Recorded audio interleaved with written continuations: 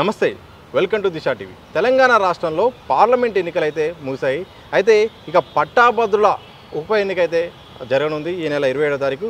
So అందరి ఆసక్తి కూడా పట్టాభద్రుల ఎమ్మెల్సీ స్థానంపై ఉన్నది. ఎందుకంటే ఈ ఎన్నిక కేవలం పట్టాభద్రులే ఓటర్లు, అలాగే చాలా విచిత్రంగా ప్రత్యేకంగా ఉంటుంది ఎన్నిక.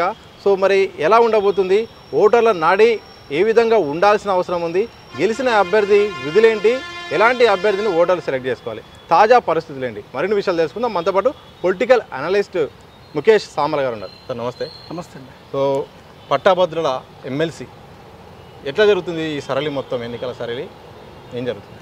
దీనికి ఉన్నటువంటి ప్రత్యేకత ఏంది అని అంటే మూడు జిల్లాల్లో ఉన్నటువంటి డిగ్రీ అయిపోయినటువంటి ఒక సర్టన్ పీరియడ్లో డిగ్రీ అయిపోయినటువంటి వాళ్ళు మాత్రమే అర్హులు దీనికి. కాబట్టి విద్యావంతులు ఎన్నుకునేటటువంటి ఎన్నిక అని అంటే దీని మీద ఖచ్చితంగా ఒక ప్రత్యేక దృష్టి ఉంటుంది. ఎందుకు అంటే వీళ్ళ నిర్ణయం వచ్చేసి చాలా తెలివిగా లోతుగా ఆలోచించి తప్ప ఒక ప్రలోభాలకు గురి చేస్తేనో, మందు సీసాలు ఇస్తేనో, నోటు ఇస్తేనో వేసేటటువంటి ఎన్నిక కాదు. మేబీ ఇస్తుండొచ్చు కాక, ఎందుకంటే లాస్ట్ టైం చూసుకుంటే కూడా మనకు 2 సార్లు అధికార పార్టీనే గెలిచింది. ఎవరైతే పల్లారాజేశ్వర రెడ్డి గారు ఉన్నారో 2 సార్లు గెలిచింది. అయినప్పటికీ దీని ప్రభావం అంతా ప్రస్తుతం ఉన్నటువంటి పరిస్థితులను దృష్టిలో పెట్టుకొని ఎన్నిక జరుగుతుంది తప్ప మీకు పార్టీ పరమైనటువంటి ఎన్నిక కాదు. ముఖ్యంగా విద్యావంతులు ఎన్నుకునేటటువంటి ఎన్నిక అని అంటే వీళ్ళకు ఒక స్పెషల్ రిప్రజెంటేషన్ ఉండాలి అసెంబ్లీలో. ముఖ్యంగా శాసనమండలిలో ఈ పట్టాభద్రులను రిప్రజెంట్ చేసేవాళ్ళు ముగ్గురే ఉంటారు రాష్ట్రంలో. 1/3 ప్రకారం ముగ్గురు ఉండాల్సినటువంటి ఆవశ్యకత ఉంటుంది. ఆ ముగ్గురు ఏం చేస్తారు అని అంటే ఈ చదువుకున్న వాళ్ళ యొక్క ఆకాంక్షలు, వీళ్ళ అవసరాలను దృష్టిలో పెట్టుకొని వీళ్ళు మాట్లాడాల్సి వస్తుంది. ప్రభుత్వం చేసేటటువంటి చట్టాలు, ఇచ్చేటటువంటి జీవోలు, వాళ్ళు పాస్ చేసేటటువంటి బిల్లుల్లో ఏమైనా లోపాభిష్టమైనటువంటివి ఉంటే వీళ్ళు టెక్నికల్గా సాంకేతిక పరమైనటువంటి అంశాలని, లీగల్ అంశాలని, లాజిక్ అంశాలను లేవనెత్తి అందులో సవరణ చేయడానికి ప్రభుత్వానికి వీళ్ళు ఒక ప్రతిపక్షంగా ఉంటారు. ఎప్పుడైనా ప్రతిపక్షంగా అంటే ప్రజల పక్షంగా ఇందులో ఉన్నటువంటి సబ్జెక్ట్ని బేస్ చేసుకొని వీళ్ళు డిస్కషన్లో పాల్గొనాల్సినటువంటి అవసరం ఉంటుంది. కాబట్టి ఈ ఎన్నికకు ఒక ప్రత్యేకమైనటువంటిది ఒక ఆవశ్యకత ఉంటుంది. దీని మీద ఫోకస్ ఎక్కువ ఉంటుంది. ఇప్పుడున్నటువంటి ఎన్నికకు ప్రత్యేకం ఉండడానికి గల కారణం ఏంటి అని అంటే మనకి ఎమ్మెల్యే ఎలక్షన్స్ అయిన తర్వాత సీఎం కేసీఆరే ఉంటాడు అనుకున్నటువంటి సందర్భంలో ప్రజలు మూకుమ్మడిగా తీర్పునిచ్చి రేవంత్ రెడ్డి గారిని సీఎం చేసినారు. ఇమ్మీడియట్లీ మనకు మహబూబ్ నగర్ ఉప ఎన్నిక వచ్చింది. అక్కడ స్థానిక సంస్థలు అటువంటి ఎన్నికలు, ఎంపీటీసీలు, జెడ్పీటీసీలు, కార్పొరేటర్లు, వాళ్ళు కౌన్సిలర్లు, వాళ్ళు వేసేటటువంటి ఎన్నిక. వాళ్ళు కూడా గ్రౌండ్ లెవెల్లో ఉన్నటువంటి ప్రజాప్రతినిధులే కానీ కొంతమంది చదువుకున్న వాళ్ళు ఉంటారు, చదువుకోని వాళ్ళు ఉంటారు. అక్కడ క్యాంపు రాజకీయాలు నడుస్తాయి ముఖ్యంగా.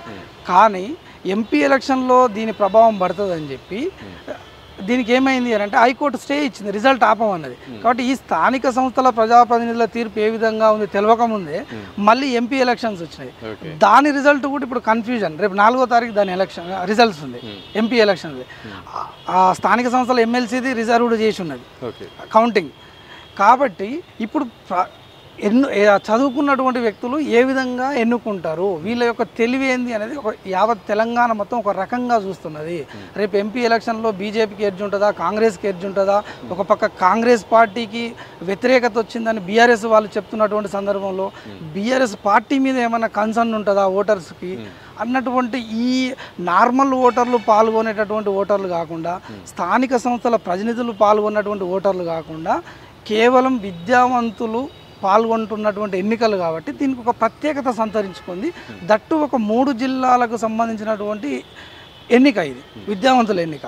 అందులో ముఖ్యంగా ఏంటి అని అంటే మన ప్రభుత్వాన్ని పడగొట్టిన దాంట్లో నల్గొండ, వరంగల్, ఖమ్మం కీ రోల్ పోషించినాయి. దానికి ఎడిషన్గా మహబూబ్ నగర్ కీ రోల్ పోషించింది. కానీ ముఖ్యంగానైతే ప్రభుత్వానికి వ్యతిరేక గలం వినిపించింది నల్గొండ, వరంగల్, ఖమ్మం నుంచే. ఈ కాంగ్రెస్ కంచుకోట అని చెప్పుకున్నటువంటి స్థానాలు ఇవన్నీ. వీటన్నిటి దృష్ట్యా ఒక డిఫరెంట్ పారామీటర్స్ ఉన్నాయి. సో పార్టీలు బలపరిచిన అభ్యర్థి అంటారు, కానీ పార్టీ గుర్తుతో అంటే పార్టీ పేరు అయితే ఉండదు, అభ్యర్థినే ప్రధానంగా ఇందులో ఉంటారు. అయితే 3 జిల్లాల్లో మాత్రం ఎక్కువ అధికార పార్టీకి అనుకూలంగా ఎమ్మెల్యేల స్థానాలు ఉన్నాయి. సో ఎమ్మెల్యేల బలము అభ్యర్థికి పనిచేస్తుందా, లేకపోతే ఓటర్లు అభ్యర్థిని చూస్తారా, ఏ రకంగా వెళ్తుంటారు, పార్టీని చూస్తారా? ఇక్కడ ఓటర్లు అంతా విద్యావంతులే కాబట్టి లోకల్ ఎమ్మెల్యే చెప్తే ఇన్ఫ్లుయెన్స్ అయ్యేటటువంటి సందర్భం అయితే ఉండదు. ఎందుకు అని అంటే 4,61,000 మంది పైచిలుకున్నటువంటి ఓటర్లలో వీళ్ళంతా ముఖ్యంగా ఏంది అని అంటే మన యొక్క భావదారిద్ర్యం ఏంది అని అంటే ఎమ్మెల్సీ ఎన్నిక అనగానే ఒక నిరుద్యోగుల ఎన్నిక అని ఒక పేరు పడ్డది. ఇదే ప్రశ్న అడుగుతాను, ఎందుకంటే చాలామంది ఇటు పోటీ చేసే అభ్యర్థులు నేను నిరుద్యోగ సమస్యను పరిష్కరిస్తా, గలం విప్పుతా, నిరుద్యోగుల పట్ల ఉంటా, నిరుద్యోగులపై పోరాటం చేసినని దాదాపు అందరు అభ్యర్థులు అంటారు. పట్టాభద్రుల ఓటర్లు అంటే నిరుద్యోగులైనా ఇంకేమైనా ఉన్నారు? కాదండి, అస్సలు కాదు నిరుద్యోగులు. ఎందుకు కాదని అంటున్నంటే ఇదే కాంగ్రెస్ ప్రభుత్వం ఎలక్షన్కి వచ్చే ముందు మేము 2 లక్షల ఉద్యోగాలు భర్తీ చేస్తాం, ఒక జాబ్ క్యాలెండర్ ఇస్తామని చెప్పింది. అంటే ఉమ్మడి 10 జిల్లాలకు మీరు 2 లక్షల ప్రభుత్వ ఉద్యోగాలు నింపుతా అన్నప్పుడు కేవలం 3 జిల్లాల్లో ఉన్నటువంటి పట్టభద్రులు 4,61,000 మంది ఉంటే మిగతా 7 జిల్లాల పరిస్థితి ఏంది అంటే ఇక్కడ 4,61,000 మందిలో మొత్తం నిరుద్యోగులు ఉండరు. అందులో ఒక్కొక్క ప్రొఫెషన్స్ ఉంటారు. మీకు ఫార్మా రంగంలో పనిచేసే వాళ్ళు ఉంటారు, బ్యాంకింగ్లో పనిచేసే వాళ్ళు ఉంటారు, నాన్ బ్యాంకింగ్ చేసే వాళ్ళు ఉంటారు, న్యాయవాద వృత్తిలో ఉన్నటువంటి వాళ్ళు ఉంటారు, మీకు డాక్టర్స్ ఉంటారు, ఇందులో గవర్నమెంట్ ఎంప్లాయీస్ కూడా ఉంటారు. ఇక్కడ ప్రభుత్వం ఏదైనా కొత్త ఇప్పుడు ఎగ్జాంపుల్ ఏంది అని అంటే మన ముందున్నటువంటిది రేపు జూన్లో స్కూళ్ళు స్టార్ట్ కాబోతున్నాయి అని అంటే దానికి సంబంధించి ప్రైవేటు విద్య ఎట్లా ఉండాలి, ప్రభుత్వ విద్య ఎట్లా ఉండాలి అనేది మెయిన్ ఇంపార్టెంట్. దీనికి సంబంధించి నేనున్నానండి, నేను ఒక ఉన్నత విద్య చేసినటువంటి వ్యక్తిగా హైదరాబాద్లో స్థిరపడ్డాను. నా పిల్లోని ఒక ప్రైవేట్ స్కూల్లో చదివిస్తున్నాను. అదే నాతో పాటు చదువుకున్నటువంటి మా ఊర్లో ఉన్నటువంటి వ్యక్తి నాతో పాటు చదువుకున్నాడు, అక్కడ స్థిరపడ్డాడు కాబట్టి అక్కడేదో గవర్నమెంట్ స్కూల్లో ప్రైవేట్ స్కూల్లో చదివిస్తున్నాడు. ప్రైవేటు ఎడ్యుకేషన్ని ఏ విధంగా పెట్టబోతున్నది, ఎట్లా ఫీజులను రెగ్యులేట్ చేయబోతున్నది, గవర్నమెంట్ ఎడ్యుకేషన్ సిస్టమ్ని ఏ విధంగా ఎస్టాబ్లిష్ చేయబోతుంది కొత్త ప్రభుత్వం అనేది డిఫరెంట్ పారామీటర్స్ ఉంటాయి. నేను అని అంటే ఇప్పుడు ఈ రోజు నోటిఫికేషన్ వేయగానే నేనేం ప్రిపేర్ కాను, బహుశా నా సహచరి ప్రిపేర్ అవుతుంటుంది. కానీ కేవలం నిరుద్యోగుల ఎన్నిక అని అంటే మాత్రం నేను ఒప్పుకోను. ఎందుకంటే 4,61,000 మందిలో 200% 4,61,000 మంది నిరుద్యోగులు ఉండరు. ఉంటే గింటే కేవలం 1,00,000 మందో 1,50,000 మంది ఉంటారు. వాళ్ళ యొక్క గొంతుక కూడా వినిపించాల్సినటువంటి అవసరం ఉంది, నోటిఫికేషన్ల మీద మాట్లాడాల్సినటువంటి అవసరం ఉంది, సిలబస్లో ఏమైనా అవకతవకలు ఉంటే కూడా దానికి సంబంధించి ప్రశ్నించాల్సినటువంటి అవసరం ఉంది. ఈ ఎన్నికల్లో ఇంకా విచిత్రమైనటువంటి అంశం ఏంటి అంటే అధికార పార్టీకి వెళ్ళి పోటీ చేసే అభ్యర్థులు కానీ ప్రతిపక్షం నుంచి పోటీ చేసే ప్రతి అభ్యర్థి ఏంది అని అంటే నేను ప్రశ్నిస్తా అని వెళ్ళిపోతున్నాడు. ఎక్కడ ఇంటర్వ్యూలు చూసినా వాళ్ళకి ప్రశ్నిస్తానంటే ప్రశ్నించేవాడు ప్రశ్నిస్తూనే ఉంటాడు. మరి పరిష్కార మార్గం మా సమస్యలకు చూపేది ఎవరు? మా తాత ఉన్నప్పుడు ఇలానే ఉంది వ్యవస్థ, మా తండ్రి ఉన్నప్పుడు ఇలానే ఉంది వ్యవస్థ, నేను వచ్చిన తర్వాత ఇలానే ఉంది వ్యవస్థ. ఎందుకు అంటే ఎవరికి వాళ్ళు ప్రశ్నించుకుంటూ పోతూ వాళ్ళ కాలం గడుపుకుంటూ వెళ్ళిపోతూ వాళ్ళ వ్యవస్థలతో కాంప్రమైజ్ అవుతూ పరిష్కార మార్గాలు చూపలేకపోవడం వల్ల ఈరోజు ప్రైవేటు స్కూళ్ళల్లో కూడా లక్షల్లో ఫీజులు ఉన్నాయి, ప్రభుత్వ స్కూళ్ళల్లో మెరిట్ ఎడ్యుకేషన్ లేదు. దీని మీద వీళ్ళు ఏం చేస్తారు? రేపు మనం ఏదైనా జరిగింది అనుకోండి, ప్రభుత్వ ఆసుపత్రికి పోతే అక్కడ సదుపాయాలు సరిగ్గా లేవు, ప్రైవేట్ ఆసుపత్రుల్లోకి వెళ్తే విపరీతమైనటువంటి మన దోపిడీ, అత్యధికమైనటువంటి డబ్బులు వసూలు చేస్తూ దోపిడీ, వీటి మీద వీళ్ళేం మాట్లాడతారు. ఇంకొక దురదృష్టవశాత్తు ఇంకొక అంశం ఏంటి అని అంటే ఇక్కడ ఇది ఉప ఎన్నిక. పల్లా రాజేశ్వర రెడ్డి గారు ఇంతకుముందు స్థానిక సంస్థల ప్రతినిధి, ఈయన మళ్ళీ ఒక మంచి విలువైనటువంటి మనం పెద్దల సభ అని చెప్పుకునేటటువంటి నుండి దాన్ని కాదని ఎమ్మెల్యేగా పోటీ చేయాల్సినటువంటి అవసరం ఏముంది? దీన్ని ఎన్నికల కమిషన్ కూడా దృష్టిలో పెట్టుకోవాలి. ఇప్పుడు 2 బై ఎలక్షన్స్ జరిగితే అక్కడ కసిరెడ్డి గారు ఆయన విద్యా సంస్థల ప్రతినిధి, ఆయన స్థానిక సంస్థల నుంచి ఎన్నికైనటువంటి ఎమ్మెల్సీ, ఆయన నిజంగా ఎడ్యుకేషన్లో రీఫార్మ్స్ ఏమైనా తీసుకురావాలంటే మౌలిక అంశాలు ఏమైనా మారవాలని అంటే తన వాణిని వినిపించవచ్చు అక్కడ కూడా. కానీ ఆయన రాజీనామా చేసి ఎమ్మెల్యేగా కట్టి మళ్ళీ గెలవడం ఏంది, ఈ జనాలు గెలిపించడం ఏంది? ఇక్కడ ఆయన మళ్ళీ పార్టీ మారిండు, టీఆర్ఎస్లో గెలిచిండు, కాంగ్రెస్లో పోయిండు. ఇక్కడ చూసుకుంటే పల్లా రాజేశ్వర రెడ్డి గారు అదే మన గ్రాడ్యుయేట్ ఎమ్మెల్సీ 2 సార్లు గెలిచిండు. గెలిచిన తర్వాత ఆయన ఇదే ఎమ్మెల్సీగా ఉండి ప్రజల సమస్యలు పక్కకు పెడితే ఈ చదువుకున్న వాళ్ళ సమస్యలు ఏం మాట్లాడిండు, అసలు ఏం రీఫార్మ్స్ తీసుకొని వచ్చిండు, 2 సార్లు ఎందుకు ఎన్నికేసారు కూడా నిరుద్యోగులు అనుకున్నటువంటి ఈ గ్రాడ్యుయేట్స్ ఆలోచిస్తున్నారు. ఇది ఒక విచిత్రమైనటువంటి పరిస్థితుల దృష్ట్యా సాగేటటువంటి ఎన్నిక. మనం ఒక పారామీటర్ని ఎన్నుకొని ఇప్పుడు జనరల్ ఎలక్షన్స్ వచ్చినప్పుడు మన తెలంగాణలో మన జరిగింది ఏంది అని అంటే రైతులు అసంతృప్తి ఇట్లా ఒక 2-3 పారామీటర్సే ఉంటాయి. కానీ ఇక్కడికి వచ్చేసరికి పలు రకాలు ఉంటాయి. వీళ్ళ జడ్జిమెంట్ అనేది అంత త్వరగా ఉండదు. అందుకే లాస్ట్ టైం మీకు 3 days పట్టింది బహుశా మనకు రిజల్ట్స్ రావడానికి. కాబట్టి ఎలక్షన్ కమిషన్ కూడా దీన్ని సీరియస్గా తీసుకోవాలి. దీనితో పాటు ప్రతిసారి ఒక డిగ్రీ చదువుకున్నటువంటి వ్యక్తి ప్రతిసారి ఓటు ఎందుకు అప్లై చేసుకోవాలండి? ఆల్రెడీ నేను ఒక డిగ్రీ పట్టా తీసుకొని ఉన్నాను. నా డిగ్రీ పట్టా ఏమైనా చెల్లకుండా వెళ్ళిపోద్దా? మళ్ళీ నేను అప్లై చేయడం ఏంది? నువ్వు ఓట్ల సరళి వచ్చినప్పుడు పెడితే కొత్తగా డిగ్రీ పాస్ అయినోడు ఎవరైనా ఉంటే వాళ్ళకు ఇచ్చినటువంటి వ్యవధిలో పూర్తయినటువంటి వ్యక్తి ఉంటే వాళ్ళకు ఎగ్జామ్షన్ ఇవాళ అప్లై చేసుకోవడానికి మళ్ళీ నా ఓటు తీసేస్తే ఇప్పుడు అలాంటి ఓటర్లు అప్లై చేసుకునే వాళ్ళు చాలామంది ఉన్నారు. 4,61,000 బహుశా ఇంకొక 50,000 పెరుగు ఓట్లు సరైనట్టుగా పోవడం. ఎన్నికల కమిషన్ యొక్క తప్పులు చాలా ఉన్నాయి ఇందులో. వీటిని ఖచ్చితంగా సరి చేసుకోవాల్సినటువంటి అవసరం ఉంది. ఎట్ ద సేమ్ టైం ఇప్పుడు గెలిచేటటువంటి ఎమ్మెల్సీ ఏదైనా రేపు ఇంకేమైనా బై ఎలక్షన్స్ వచ్చింది అనుకోండి, తను అక్కడ పోటీ చేస్తాను పోతే దురదృష్టవశాత్తు ఎవరైనా చనిపోవడమో లేకపోతే ఇంకోటో జరిగి మళ్ళీ బై ఎలక్షన్స్ ఓ ఎంపీగానో ఎమ్మెల్యేగానో వచ్చింది అనుకోండి, మరి అక్కడ పోయి నేను పోటీ చేస్తానంటే పరిస్థితి ఏంది? మళ్ళీ బై ఎలక్షన్ రావాలన్నా ఈ ఎమ్మెల్సీకి? అసలు ఈ ఎమ్మెల్సీకి ఒక అత్యున్నతమైనటువంటి పొజిషన్ ఉంటుంది. వీళ్ళ మాట ఒక బిల్లు తయారు చేసిన తర్వాత వీళ్ళ దగ్గరకు వచ్చినప్పుడు వీళ్ళు సలహాలు సూచనలు చేసినప్పుడు తిప్పి మళ్ళీ పంపితే ఖచ్చితంగా దాన్ని కన్సిడరేషన్ తీసుకోవాల్సినటువంటి అవసరం ఉన్నటువంటి సభ ఇది. అటువంటి ఒక పెద్దల సభ అనుకున్నాం కదా, అనుకున్నప్పుడు మళ్ళీ నువ్వు ఆ పిల్లల సభకో లేకపోతే ఇంకోటి పోవాల్సినటువంటి అవసరం ఏముంటుంది? వీళ్ళు ఎందుకు రిజైన్ చేయాలి? రిజైన్ చేస్తే వీళ్ళకు ఈ ఎన్నికల్లో పోటీ చేయడానికి అర్హత ఉండొద్దు. అలాంటి సిచ్యువేషన్ తీసుకొని రావాలి ఎన్నికల కమిషన్ కూడా అందులో ఉంటుంది కదా. లేదు నాకు మొదటి ఎవరు నచ్చలేదు నేను 2వ నెంబర్ వేస్తానంటే ఆ ఓటు కాలిపోతుంది. కొంతమంది అతి తెలివితో ఏం చేస్తారంటే సంతకం పెట్టి వస్తారు, అది కాలిపోతుంది. కొంతమంది ఆయన ఎదురుగా సీరియల్ నెంబర్ ఉంటే సీరియల్ నెంబర్కు గుండుసున్న రౌండప్ చేసి వస్తారు, అది కాలిపోతుంది. ఈ మినిమం ఇవి ఒకవేళ ఎలక్షన్ కమిషన్ ఖచ్చితంగా బాధ్యతాయుతంగా లేదు అనే నేను చెప్తున్నాను. కానీ ఒక ఎడ్యుకేటెడ్గా నీకు ఒక ఓటు ఇచ్చినప్పుడు నువ్వు ఒక గ్రాడ్యుయేట్ అయ్యుండి కనీసం గూగుల్ చేస్తే నీకు వాట్ ఈజ్ వాట్ అనేది తెలుస్తుంది కదా. నీకు ఏం తెలియకపోతే ఆడికి పోయిన తర్వాత ఆ ఎలక్షన్ డ్యూటీలో ఉన్నటువంటి వాళ్ళని అడిగితే కూడా వాళ్ళు క్లియర్గా చెప్తూ ఉంటారు, అమ్మ మీ ప్రాధాన్యతని కేవలం నెంబరింగ్ ద్వారా వేయండి అని అంటే కూడా ఇలాంటివన్నీ ఎందుకు జరుగుతున్నాయి? ఒకసారి మనం ఓటర్ లిస్టును కూడా గమనిస్తే బహుశా ఓపెన్ డిగ్రీ అయిపోయిన వాళ్ళకు కూడా ఓట్లు ఇస్తున్నారేమో, ఈ విధంగా ఓట్లు కాలిపోతున్నాయేమో అని చెప్పి డౌట్ వస్తుంది. ఇంకొకటి ఏంటి అని అంటే గతంలో మనం గ్రాడ్యుయేట్లు అన్నప్పుడు ఊళ్ళో ఒక్కలో ఇద్దరో ఉంటుండేది. అరే వీళ్ళు చదువుకున్నోళ్ళు రా అని చెప్పి ఒక విలువ ఉంటుండే. ఈరోజు ఏ ఊర్లో చూసినా 100ల కొద్ది గ్రాడ్యుయేట్లు అయిపోయినారు.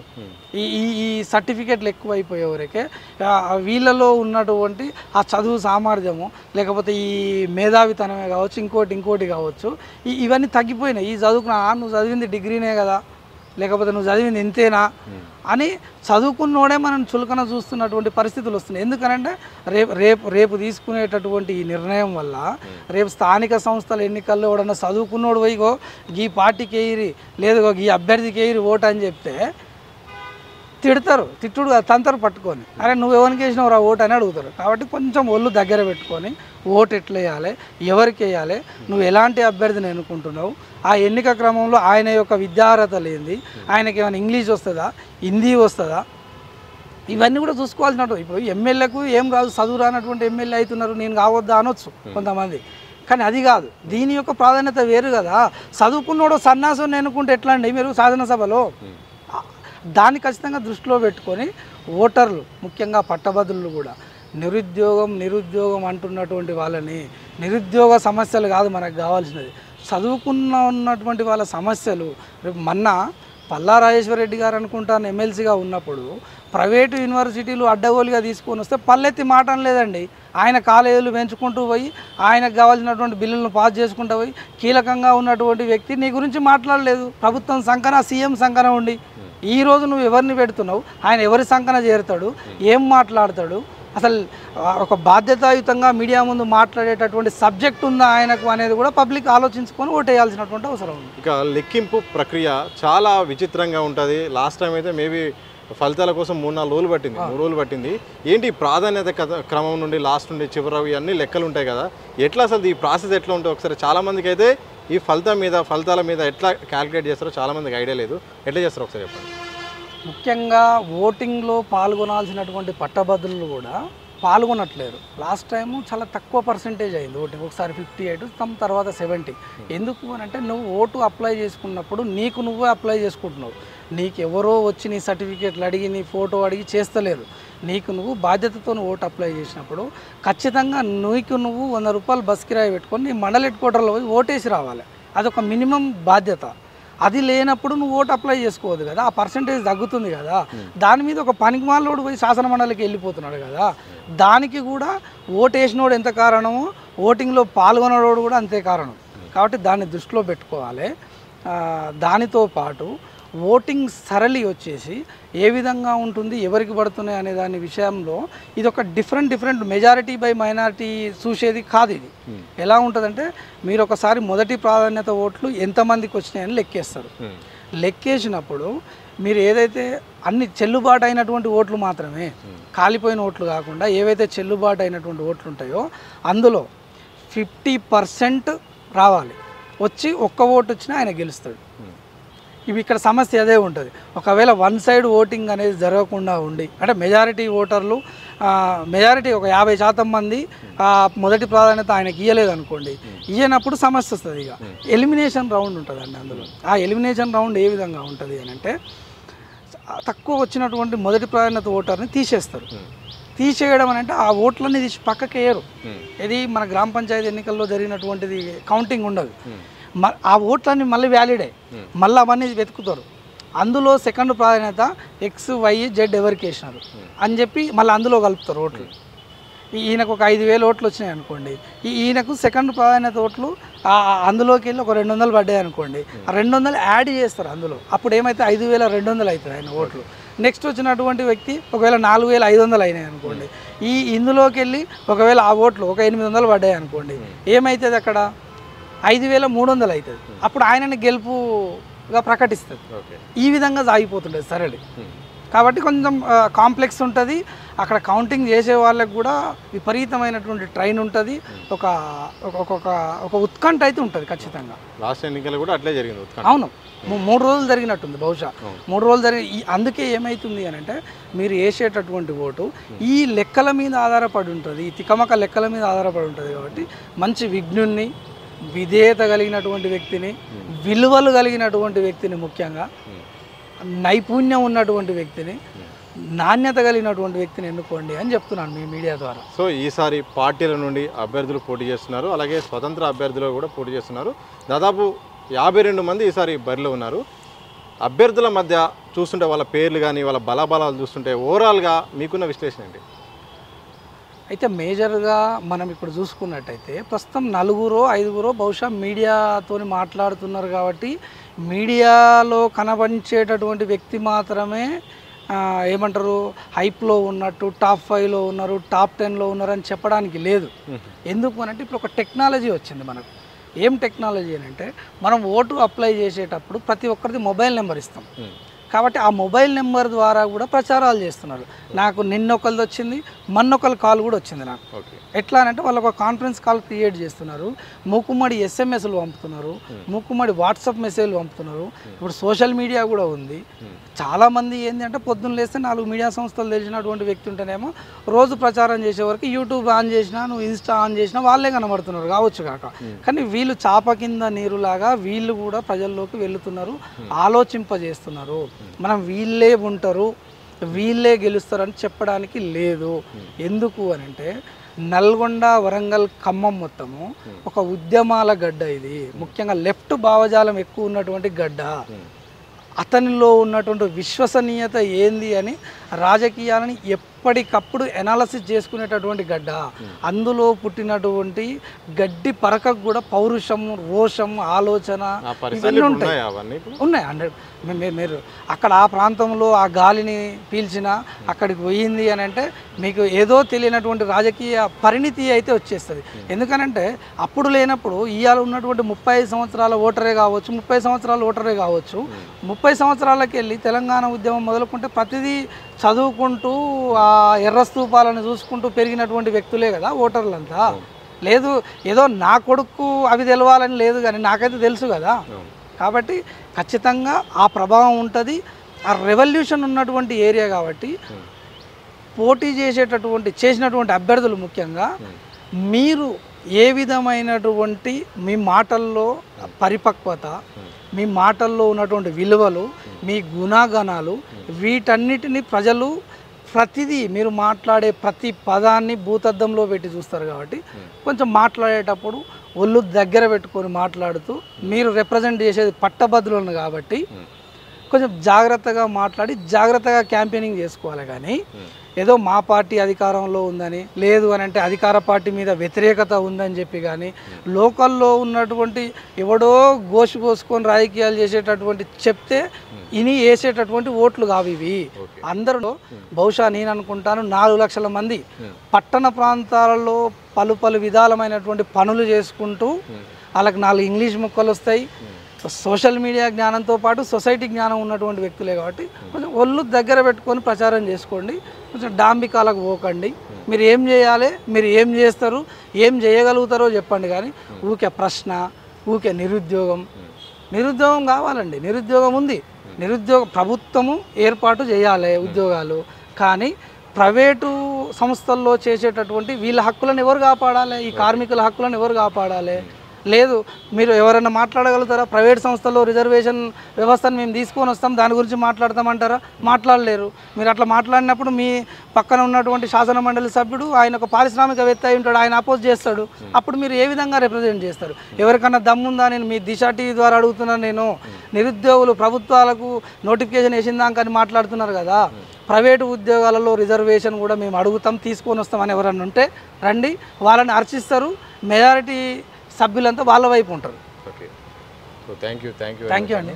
సో మొత్తంగా ఇది పొలిటికల్ అనలిస్ట్ ముఖేష్ గారు చెప్తున్నారు. సో ఎమ్మెల్సీ ఎన్నిక అనేది ఈసారి చాలా ప్రత్యేకమైనది. అలాగే వరంగల్, ఖమ్మం, నల్గొండ అనే ప్రాంతాలు కూడా విప్లవ భావజాలం ఉన్న ప్రాంతాలు, అలాగే పట్టాభద్రులు మాత్రమే ఓటేస్తున్నది కావడంతో ఇది చాలా ఇంపార్టెంట్ అని చెప్పారు. మరోవైపు ప్రతిసారి చాలామంది మండలి అంటే ప్రశ్నిస్తా అని చాలామంది అభ్యర్థులు అంటారు. అభ్యర్థులు అనేటోళ్ళు ప్రశ్నించడానికి చాలా మార్గాలు ఉంటాయి, దానికి మండలి అవసరం లేదు. కానీ పరిష్కార మార్గాలు చూపాల్సిన అవసరం కూడా ఉందని చెప్పారు. ఓటరు విజ్ఞతతో ఆలోచించాలి. అలాగే అభ్యర్థి కూడా గుణగణాలు మార్చుకోవాలి, అర్హతలు ఉండాలి, చట్టాల పట్ల అవగాహన ఉండాలి, అలాగే సమస్యల పట్ల అవగాహన ఉండాలి. మరోవైపు పట్టాభద్రుల అభ్యర్థులు అంటే ఓటర్లు అంటే కేవలం నిరుద్యోగులైన ఒక ప్రచారం సాగుతుంది. అది ఒక్కటే కాదు, ఒక సెక్షన్ మాత్రమే. దాంట్లో ఉద్యోగులు ఉంటారు, దాంతోపాటు సామాన్య పట్టాభద్రులు చాలా ఉద్యోగాలు చేసే ఉంటారు, నార్మల్ ప్రజలు కూడా ఉంటారు, కేవలం నిరుద్యోగులు మాత్రమే అని చెప్పారు. ఏదేమైనప్పటికీ ఈసారి జరుగుతున్న ఈ పట్టాభద్రుల ఎమ్మెల్సీ ఎన్నిక మాత్రం చాలా ప్రత్యేకత కూడుకుంది. మరి ఓటరు ఎటువైపు చూస్తారు? పార్టీ అభ్యర్థి వైపు చూస్తారా, లేకపోతే స్వతంత్ర అభ్యర్థి వైపు చూస్తారా అని మాత్రం మరికొద్ది రోజుల్లో తెలియనుంది. చూస్తూనే ఉండండి దిశ టీవీ.